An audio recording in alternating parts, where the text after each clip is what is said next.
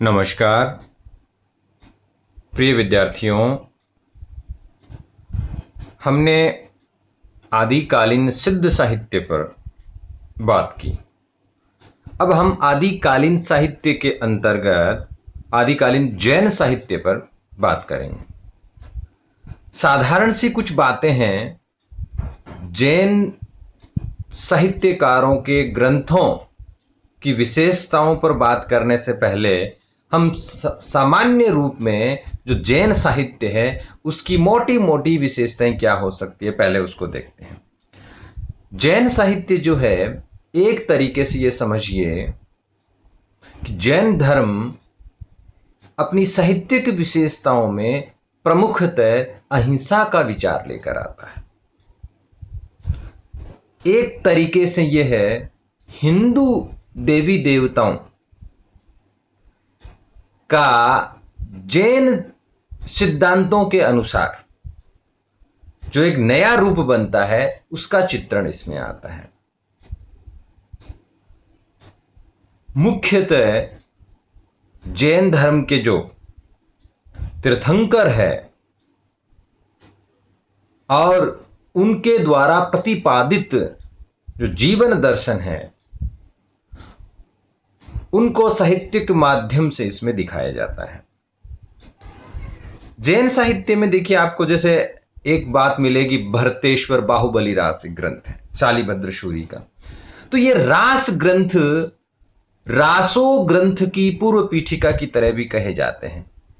कहा जाता है कि जो रास पद्धति थी वो ही आगे चल करके रासों का आधार बनी।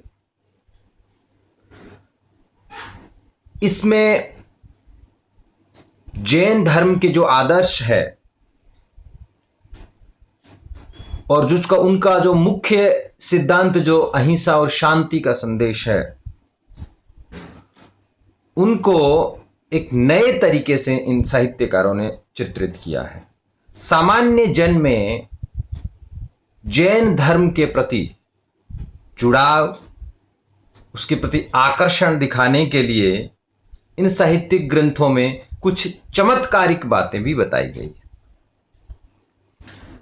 चाहे ये ग्रंथ मोटे रूप में किसी संघर्ष के द्वारा या अनेकों विपदाओं के द्वारा कष्टों के माध्यम से चित्रित करते हुए आगे जाकर जो इनका अंत जो होता है वो जैन धर्म के जो सिद्धांत है शांत भाव में होता है।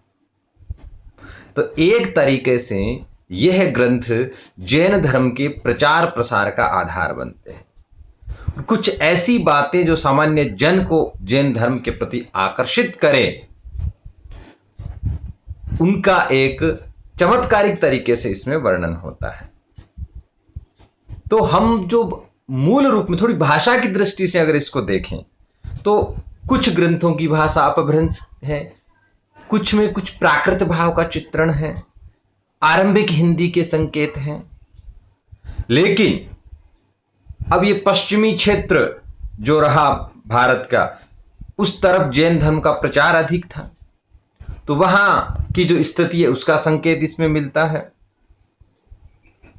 जैन साहित्य, हम सीधे रूप में ये समझ सकते हैं कि जैन साहित्य जो जैन धर्म की जो दार्शनिक विशेषताएं हैं, जैन धर्म के जो अहिंसा और शांति का जो संदेश है, उसको अपनी साहित्यिक विशेषताओं के साथ सामान्य जन जन तक पहुंचाने का जो तरीका था उसका आदर्श स्थापित करते हैं।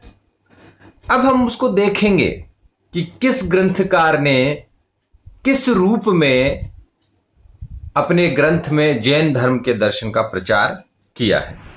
तो आज की इस क्लास में हम ये समझ चुके हैं कि जब हम आदिकालीन साहित्य पर चर्चा करते हैं तो सिद्ध साहित्य के बाद जो जैन साहित्य आता है वो जैन साहित्य जैन धर्म की विशेषताओं को लेकर के, और साथ ही साथ एक इसमें बात मुख्यतः समझनी है कि जो हिंदू धर्म की जो सामान्य विशेषताएं थी वही लगभग इन्होंने जैन तीर्थंकरों में दिखाने का प्रयास किया है। बस मूल जो सिद्धांत था, जो शांति और अहिंसा का, शम के भाव का, उसको चमत्कारिक रूप में इन ग्रंथकारों ने दिखाया है।